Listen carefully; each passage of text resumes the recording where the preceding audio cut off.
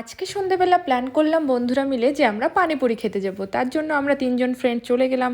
আর এই যে দেখছো বিয়ের কোণে, এর কিন্তু কিছুদিন পরে বিয়ে হয়ে যাবে। তার জন্যই আমাদের সাথে চলে এলো যে যাই, বৌদিদের সাথে যাই।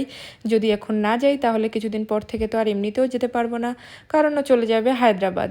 আর আমরা এখন আছি ছত্তিশগড়, আর এখানে ফুচকাকে তো পানিপুরি বলে। তো আমরা চলে এলাম পানিপুরি খেতে। আর এখানে 1 প্লেট পানিপুরি অর্ডার করেছিলাম। 1 প্লেট পানিপুরি এখানে 30 টাকা নিয়েছিল।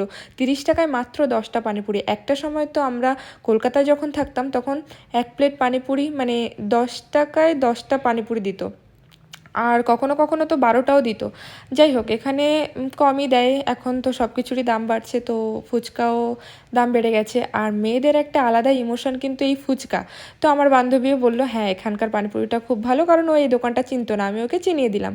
তারপর আমরা এখান থেকে পানিপুরি খেয়ে আমরা এখান থেকে চলে গেলাম চায়ের দোকানে। আমি অতটাও চা খেতে ভালোবাসি না, তার জন্য চা শুধু আমার বান্ধবী অর্ডার করেছিল।